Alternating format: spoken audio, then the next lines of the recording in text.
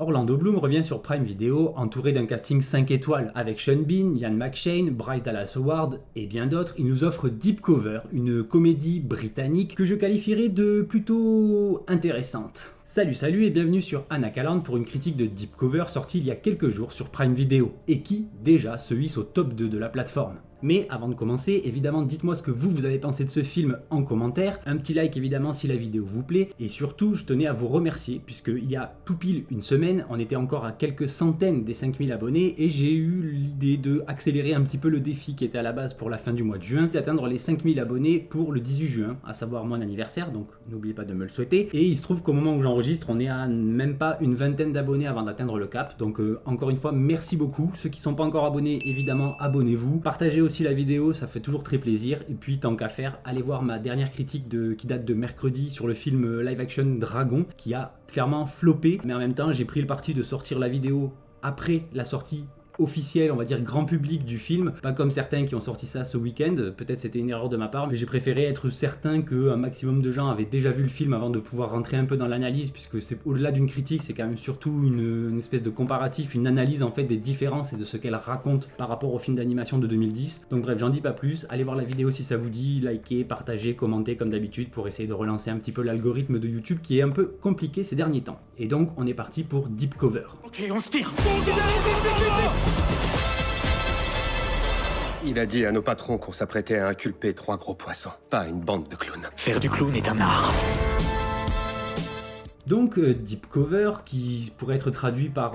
sous couverture ou en couverture en profondeur, je crois que c'est même le titre qu'ils ont donné notamment au Canada, quelque chose comme ça, avec nos chers amis québécois que je salue d'ailleurs. Et donc une comédie d'action à peu près, je dirais, qui reste quand même très fortement une comédie, mais avec vraiment ce côté britannique. Ça a d'ailleurs été réalisé par Tom Kingsley, qui n'a pas une expérience de ce que j'en sais monstrueuse. Je sais qu'il a réalisé un des épisodes anniversaire de Doctor Who pour les 60 ans il y a 2 ans bientôt, oui, ça commence à dater, mais qui signe là, je trouve, un film franchement honnête, efficace, plutôt bien écrit. On a par exemple une réalisation qui est vraiment propre, par exemple, petit aparté, mais ça y est, Prime Video a doublé sa durée de pub. On est passé, pour ceux qui n'étaient pas forcément au courant, on est passé de 3 minutes par heure à 6 minutes par heure. Et clairement, toutes ces coupures, malgré tout, on les sent, ne serait-ce que visuellement. Donc il n'y a pas de transition entre c'était la pub, c'est plus la pub, c'est à nouveau le film. Mais on le voit de suite dans ce film-là notamment, puisqu'on a quand même une photographie, même certains cadrages et tout, qui sont plutôt très propres, qui font vraiment cinéma, contrairement à certains programmes sur plateforme de streaming, même si Prime Video a tendance quand même à essayer de faire des efforts sur, on va dire, une majorité de programmes. On a aussi une bande-son qui est plutôt sympa, vraiment une ambiance, déjà visuellement, en termes de production, je trouve que le film s'en sort très bien. Mais là où vraiment il tire un peu son épingle du jeu, il y a une certaine originalité qui était vraiment bienvenue, c'est plutôt sur son écriture, même si le pitch est pas forcément ce qu'il y a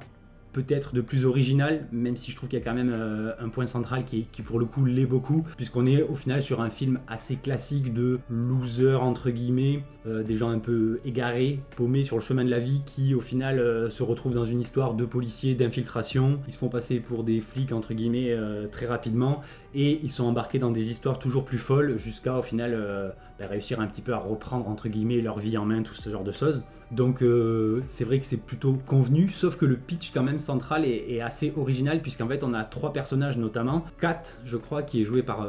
Bryce Dallas Howard, qui elle est une une ancienne actrice et surtout une prof d'improvisation, et dans son cours en fait elle a 2 de ses élèves, donc le premier Orlando Bloom, que j'ai trouvé vraiment génial dans ce film, mais j'en reparlerai plus en détail juste après ça, qui lui est un acteur entre guillemets qui a au final fait qu'une seule pub dans sa vie, mais qui est vraiment habité, il est vraiment dans le actor studio, donc il est vraiment dans la recherche à chaque fois de profondeur, c'est vraiment ce qu'on pourrait appeler un acteur deep, profond, sauf qu'en fait il va toujours trop loin. Il est beaucoup trop habité par ses rôles, même quand on lui demande pas. Donc c'est assez original aussi pour le souligner. Et un autre personnage joué par Nick Mohammed, un peu moins connu comme acteur, mais que j'ai trouvé vraiment efficace dans ce rôle un peu de petit rigolo, un peu fragile, un peu réservé, ce genre de choses. Donc c'est vrai que j'ai trouvé qu'il fonctionnait très bien. Et donc lui, c'est un gars qui bosse en tant qu'expert informatique ou je sais pas quoi dans une grosse boîte qui fait du trading notamment, donc des gros banquiers d'affaires, machin et tout ça, qui en fait est totalement pas satisfait de sa vie, très effacé, un peu humilié même souvent par ses collègues, son entourage, même si on peut pas vraiment parler d'entourage puisqu'il le méprise vraiment. Et un jour il tombe devant une annonce par rapport à cette histoire d'improvisation, il rentre dans le cours et il se fait embarquer un peu dans tout ça. Et donc ces 3 personnages, notamment par le personnage de Bryce Dallas Howard, vont se faire recruter par un flic, Sean Bean, qui en fait recherche des gens pour faire de l'infiltration, parce que comme les flics se font sentir à des kilomètres, ils ont décidé maintenant d'embaucher des comédiens roi de l'impro, entre guillemets, pour faire de l'infiltration. À la base, on part sur une histoire de paquets de cigarettes, de contrebande, et évidemment, comme une des règles de l'impro, c'est de toujours dire oui, et donc à savoir d'aller toujours plus loin, de pousser, entre guillemets, le partenaire, ou en tout cas la personne qui est en face, à aller toujours plus loin dans la surenchère, et bien évidemment, ils vont aller dans la surenchère et ils se retrouvent dans des histoires de drogue très très dures, de meurtres, de crimes de haute volée, on va dire, et ça part très vite en cacahuète. Et donc on a un casting, donc en plus de Sean Bean, on a aussi donc Ian McShane, que vous avez probablement, même très certainement vu dans John Wick. On a eu aussi Paddy Considine, évidemment, qui est très sympa aussi dans ce rôle-là, un rôle assez profond, même si au début il a l'air d'être assez cliché, et en fait je l'ai trouvé plutôt très sympa. Donc tout ça pour dire qu'on a vraiment une écriture que j'ai trouvé vraiment de qualité, puisque tous les personnages ont une bonne caractérisation et une évolution plutôt intéressante, et surtout on a toujours cet humour un peu incisif britannique, évidemment pour ceux qui sont très clients de programmes, notamment de la belle époque entre guillemets de la BBC, tout ça, où on a vraiment ce côté un peu pince sans rire, mais en même temps très drôle, avec autant de l'humour de situation que de l'humour vraiment comme on dit, mais en gros des vannes, quoi, des petites blagounettes. Et surtout, je trouve que Orlando Bloom est extrêmement à propos dans ce film. J'en avais déjà parlé à l'époque, mais je trouve qu'il est très convaincant quand il est dans des rôles un peu graves, un peu deep justement, un peu profonds, comme à l'époque de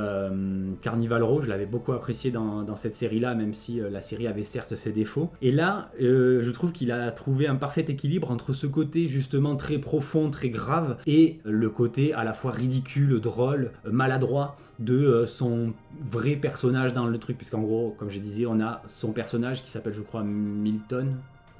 Marlon, comme Marlon Brando, et Marlon lui joue le rôle d'un caïd, et pour le coup il se fait vraiment passer pour un gros caïd complètement malade et tout,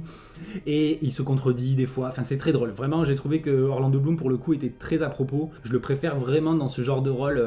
un peu profond, un peu grave, tout en gardant une petite pointe d'humour que ce qu'il a pu faire par exemple dans Le Seigneur des Anneaux. Il est excellent évidemment, Legolas, personne ne peut imaginer un autre acteur pour incarner Legolas, mais en vrai en termes d'acting, c'était pas non plus la panacée, comme on dit. Donc là, j'ai trouvé vraiment très sympa. Évidemment, Sean Bean, il fait du Sean Bean, hein. Vous avez tous compris où je veux en venir, je spoil pas au cas où si certaines personnes regardent cette vidéo sans avoir vu le film avant. Mais Sean Bean fait du Sean Bean dans le texte. Et Ian McShane est très sympa. Bon, après lui aussi pareil, on est sur un personnage assez caricatural et tout, mais par exemple Paddy Considine ou même Sonoya Mizumo, je sais plus trop, qui elle pareil, a un rôle que j'ai trouvé très sympa. Il est presque méconnaissable aussi avec sa perruque blonde et tout ça. Mais pareil, un personnage assez intense. Et au milieu de toute cette histoire, évidemment, on a quelques flics, on va dire un peu plus jeunes que peut l'être Sean Bean. Donc même un des deux qui est vraiment très jeune et très stupide, clairement, vive le népotisme. Hein. Et on a donc un peu cette synergie entre tous ces personnages et que beaucoup à base de quiproquos, que j'ai trouvé très très sympa. En tout cas très drôle dans certaines situations, et toujours jusqu'au boutiste. C'est ça qui est bien aussi, c'est qu'on a un film qui se veut pas juste drôle à faire des blagues pour faire des blagues. On a vraiment des situations qui sont poussées un peu à l'extrême, et c'est de là que naît l'humour. Donc ça, j'ai trouvé ça très sympa, avec justement une espèce de paradoxe beaucoup dans le film entre les vrais rôles des personnages et le rôle que ces personnages jouent. On a même des moments qui sont presque à la limite du ridicule, voire du cringe, avec certaines scènes justement très drôles et presque un peu malaisantes, avec des phrasés justement notamment souvent portés par Orlando Bloom, ou même Paddy Considine aussi. Je trouve qu'il avait un peu son mot à dire là-dedans aussi. On est sur des moments un peu trop deep encore une fois, donc je trouve que vraiment le film reste cohérent du début à la fin dans son écriture. Même quand il essaye de faire rire, il se trahit pas en gros sur son propos et tout ça, donc ça j'ai trouvé ça vraiment très très cool. Donc voilà, un film plutôt très sympa, avec à l'écriture Colin Trevorrow, Derek Connolly, Ben Ashden et un troisième dont j'ai oublié le nom, il m'a pas parlé plus que ça, mais par exemple Colin Trevorrow qui a bossé sur Jurassic World les 3 il me semble, le livre de Henry aussi, qu'est-ce qu'il a pu faire d'autre, il a bossé aussi en tant que scénariste sur l'ascension de Skywalker, qui a ses qualités on va dire, mais voilà c'est pas, mais voilà, donc un scénariste plutôt assez performant entre guillemets et qui est prolifique, il a quand même bossé sur pas mal de trucs et on sent un peu sa patte pour tout ce qui est notamment de la mise en scène et surtout du côté un peu épique par moment de certaines séquences je trouve. Derek Connolly qui lui a bossé sur Kong, Skull Island et aussi sur les Jurassic World, donc ils bossent quand même très souvent ensemble tous les deux, et là pareil je trouve que leur équipe fonctionne toujours aussi bien à ce niveau là. Et les autres, il me semble que Ben Ashden est plus souvent crédité comme acteur que comme scénariste. Mais pareil, je trouvais que ça fonctionnait plutôt pas mal à ce niveau-là dans ce film-là. Il a même bossé sur du théâtre beaucoup, je crois. Et je pense que c'est de lui que vient l'idée, ou en tout cas c'est lui qui a nourri quand même avec beaucoup de son expérience ce film, puisqu'on est quand même... Tout part d'un postulat sur l'improvisation qui est même tiré d'un bouquin sur l'improvisation, qui je crois que c'est le guide de l'improvisateur ou un truc comme ça, qui est un bouquin très reconnu dans les gens qui font du théâtre, notamment d'improvisation, qui en gros explique que l'improvisation c'est comme un combat, c'est aller à fond en gros dans son rôle, comme je disais toujours dans la surenchère et tout pour aller toujours plus loin. Et je crois que la phrase qui est dite au début du film c'est si vous voulez tuer, vous devez être prêt à mourir. Donc littéralement c'est ce qui va inspirer le film, mais je pense que vraiment c'est un peu ce côté aussi qui fait l'honnêteté, je pense, de ce film, c'est qu'on a vraiment la sensation que ça parle de comédiens et ça a été écrit, ou en tout cas coécrit, et là pour le coup on en a la preuve, par un comédien. Et on a vraiment ce côté très proche, entre guillemets, d'anecdotes. Je pense que ça c'est peut-être même un film qui est parti de délire dans les coulisses après une représentation, quand on est très fatigué, qu'on boit une petite bière de trop et qu'on commence à partir en sucette dans les vannes et tout entre comédiens, et ça voilà, il y a vraiment ce côté très film sur des comédiens, écrit par des comédiens, même réalisé plus ou moins par quelqu'un qui connaît le métier en tout cas, puisqu'on a quand même aussi dans la mise en scène, j'en ai pas trop parlé, mais on a souvent des petites références un peu à ce côté court, jardin, avec certains mouvements de caméra qui donnent un peu l'impression qu'on pourrait presque être sur une captation de théâtre, très vaguement, mais ça c'est parce que j'en ai capté énormément, donc du coup j'ai un peu les codes en tête, mais voilà, il y a un petit peu ce côté là. C'est vraiment voilà, une écriture qui je trouve est pertinente en fait. C'est peut-être aussi un mot qui colle bien à ce film là dans l'écriture, c'est voilà, c'est la pertinence du propos, puisqu'on part d'un postulat qui vient d'un bouquin sur en gros la Bible des improvisateurs, et ça sert de leitmotiv tout le long du film, avec même par exemple cette référence qui est détournée plusieurs fois dans le film de si t'es coincé, balance une grenade, qui est aussi une technique d'improvisation, de théâtre, à savoir dis un truc complètement fou, complètement débile, ça va débloquer une situation dans laquelle t'es coincé, et l'autre personne en face elle pourra répondre dessus et surenchérir, et du coup on pourra aller plus loin dans l'improvisation quand on est bloqué en fait. C'est vrai que souvent, des fois on n'a pas forcément, on sait pas trop quoi répondre à la proposition qui vient d'en face, mais il le faut, donc on balance un truc complètement débile ou complètement exagéré ou peu importe, et ça permet de continuer à construire par-dessus tout ça. Et là on a littéralement le coup de la grenade qui est repris plusieurs fois de manière assez drôle. Donc voilà, je trouve qu'il y a vraiment une espèce d'honnêteté, encore une fois, de cohérence, de pertinence et de jusqu'au boutisme vraiment avec l'écriture de ce film. Également, ce que je pourrais ajouter aussi par rapport toujours au casting, voire même à la façon dont l'intrigue entre guillemets est écrite, c'est qu'on est quand même très loin de certains clichés qu'on pourrait avoir notamment aujourd'hui en 2025, et c'est vrai que même s'ils sont encore très loin d'avoir sauvé les meubles à ce niveau-là, j'ai l'impression qu'aujourd'hui Prime essaye de s'éloigner de plus en plus de cette écriture assez bateau,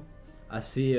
évidente de ce que peuvent faire les plateformes aujourd'hui, ce côté très moderne, voire post-moderne, voire trop moderne. Et c'est vrai qu'on n'est pas sur du casting cliché, on n'est pas sur de la surreprésentation de minorités quelles qu'elles soient et tout, ou quand il y en a, elles sont juste cohérentes et tout. Et c'est vrai qu'il y en a même pas beaucoup en vrai, on est quand même vraiment sur du côté très britannico-britannique et tout ça, mais encore une fois je trouvais que ça fonctionnait très bien. Et justement, il n'y a pas une espèce de faire passer des messages. Si, peut-être le seul truc qu'on pourrait dire, et vraiment il faudrait chercher un peu loin, et surtout vouloir absolument chercher un truc négatif à dire, ce qui est un peu mon cas dans ce cas précis, mais c'est aussi pour ça que je fais cette vidéo. C'est peut-être le côté avec la seule qui a réellement un cerveau dans toute l'histoire, ce sont les femmes même, je dirais, les deux personnages féminins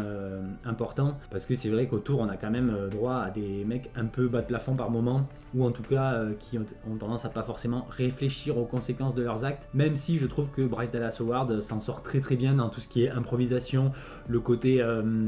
fausse improvisation évidemment, vous m'avez compris par rapport au scénario, avec ce shift de personnages par moment, et puis ce côté bad girl, vraiment un peu rebelle et tout ça, tout en étant dans une certaine féminité plus qu'appréciable, donc je trouvais que ça valait plutôt le coup aussi. Donc encore une fois, un film plutôt très sympa. Je vais maintenant spoiler un tout petit peu par rapport à certains éléments du film que j'ai trouvé très fun. Donc en gros, on a donc ces trois personnages qui se sont retrouvés embarqués dans cette histoire de drogue, de trafic notamment, avec des histoires de meurtre un peu involontaires et tout. De l'autre côté, on a les flics qui les poursuivent, et ça c'est assez drôle, même si c'est vrai que ça aurait pu être développé un poil plus. C'est vrai que le dénouement à ce niveau-là passe assez vite, mais en même temps ça colle avec un peu l'énergie du film. On n'avait pas forcément envie de les voir passer des heures à devoir prouver qu'ils avaient été recrutés par un autre flic, machin, tout ça. Donc voilà, mais j'ai trouvé que les deux flics un peu professionnels, enfin l'un professionnel et l'autre complètement débile, fonctionnaient plutôt pas mal ensemble et tout ça.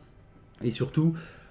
j'ai beaucoup apprécié le message de fin, entre guillemets, pas forcément le message, mais plus la morale que peut avoir ce film, contrairement à beaucoup de films dans ce genre-là, où ça finit toujours par où les gentils sont gentils, les méchants sont méchants, avec très peu de nuances. Là, on a vraiment une réelle évolution pour déjà chacun des personnages, comme je le disais, notamment les trois personnages principaux, qui réussissent à se dépasser. Par exemple, le personnage de Nick Mohammed, qui commence vraiment en étant vraiment un soumis qui ose à peine parler, et quand il parle c'est très compliqué, et là il est vraiment débloqué, et à la fin il atteint vraiment la carrière de ses rêves et tout ça, puisqu'il finit par travailler dans le vin, qui apparemment est un domaine qui le passionne. On a notamment Orlando Bloom qui voulait tellement être deep qu'il était toujours obligé de réfléchir à créer des histoires alambiquées pour créer ses personnages, et là l'expérience qu'il a vécue clairement lui suffit à avoir une réelle profondeur et plus besoin de faire semblant. Il a même droit à la petite cicatrice qu'il faisait en faux avant. Donc voilà, il y a plein de petites blagues comme ça. Et on a même beaucoup, ce que j'ai trouvé quand même très sympa, c'est notamment le personnage de Paddy Considine et de Sonoya Mizumo, qui deviennent des personnages rédemptés. Ils accèdent vraiment à une réelle rédemption. On voit que c'est pas tant des mauvais gars. Après, évidemment, il y a toujours ce côté un peu de aujourd'hui, surtout dans le cinéma, d'excuser le crime, d'excuser ce genre de choses. Mais là, on n'est pas vraiment là-dedans. On est vraiment dans des gens qui assument avoir été des criminels, être des criminels, mais rechercher aujourd'hui